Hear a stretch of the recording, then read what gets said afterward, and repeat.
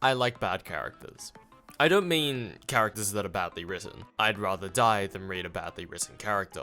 It's not even with time, but I've never really understood the extreme nature of controversy regarding media. From Oshinoko Zakane, when that episode dropped, it's always been something so menial. I'm a progressive person, and I hate to defend myself. But there's something more core to me than anything. I'm a writer. There is no question that writing as a whole is usually something that works to challenge people's perception of people. Yubel and Sparkle have a section, but we're setting the scene. I think it's best to start the story young. I have always been a supporter of the hero, but media loves the idea of a misguided hero, the villain that's not really a bad person. I think it'll be safe to start with something that's absolutely great. It's Black Lagoon. They are not heroes. They are not anti-heroes. They are pieces in the cog of contract work.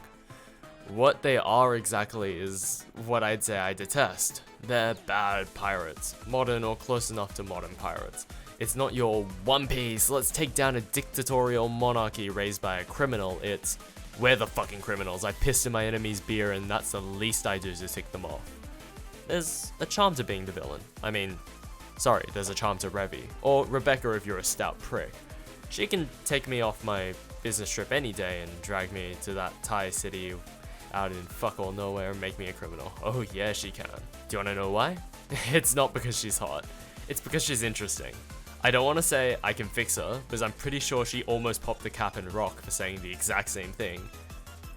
Please ruin me. Please make my lungs shriveled raisins. Make me an alcoholic. Yes, sir! I care about things in a weird order. If she's a good character and is well written, I couldn't care less if they're morally screwed. Revy is far worse than the other two in this video.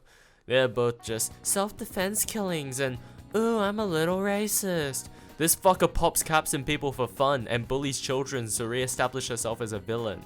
She's also racist as hell. I actually didn't understand why she bothered. Like, sure, show your commitment to being the Walking Dead or whatever bloody analog you wanted to use, but like, it was nice seeing her just being a normal person for a bit. I guess she got lost in the source too. But the thing about being the criminals in the story means that the world will naturally give you a pass on shit. I love this story. It's batshit and it burns its own path in the world. Also, I already said it, Revy's hot. I had a long spiel the last time I wrote this script. About, Yubel's not a psychopath, she's not this, not that. Fuck all that, she's a bad bitch. Let me be clear, it's not a clinically DSMV5 approved psychopath.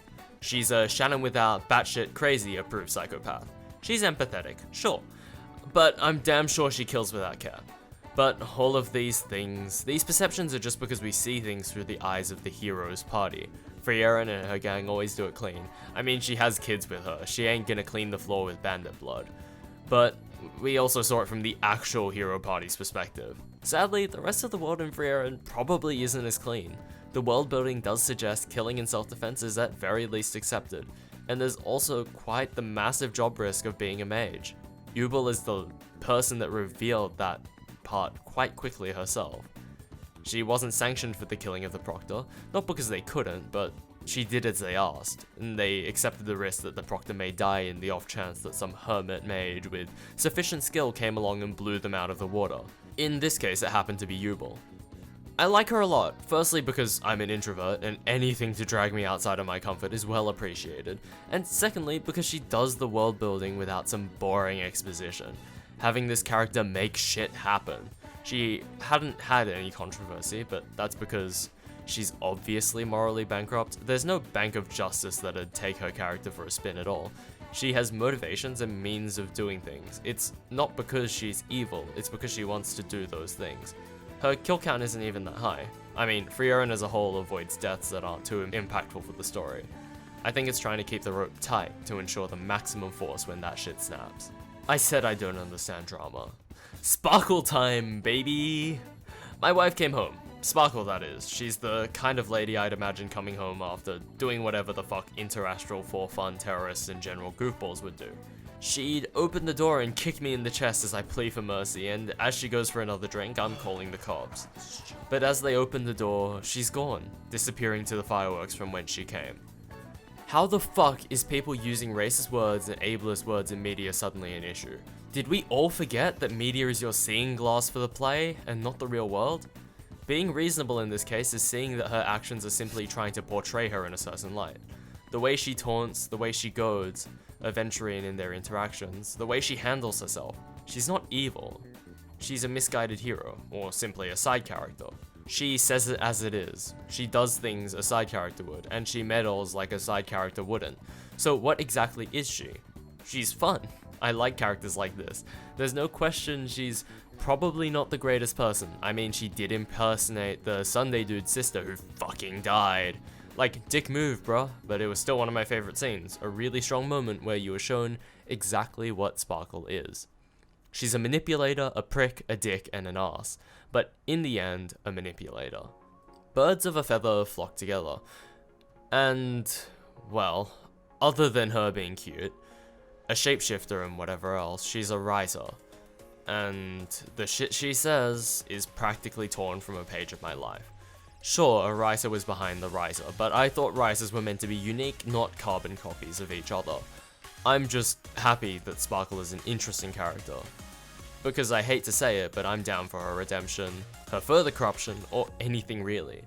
I'll clarify further, just for fun. MiHoYo gets shit for these characters just because they're the biggest fucking game in the world. Realistically at least. They have the biggest IP that is shared with extremely normal media consumers, those that don't usually have to deal with kusogakis, but still abhor Joffrey from Game of Thrones for being an inbred prick. It's all good, I hate him too. It's simply how the game works. More attention means more drama. Oshinoko was the same. The drama hadn't happened during the manga serialization, or maybe it did, I may have missed it. But being the biggest anime of that season brought eyes, and naturally it brought drama. Rightfully so too. It's not good to take the tragedy from someone's life and dramatize it. But media also has its right to commentary. Stories would simply be state-sanctioned media, and that is a hell I do not want to experience. The fact of the matter is, what matters most to me, and probably majority of people, is a character that is interesting. Someone that doesn't just flop over and become boring instantly. Sparkle, Yubel, and Revy are all beloved by their fans, and well, actually most people don't actually care about Yubel or Revy, it just so happens that Sparkle's audience happen to be the most normal. Anyway, like and subscribe if you haven't got anything better to do. All the support is greatly appreciated. Anything from even the smallest interaction throws me over the moon.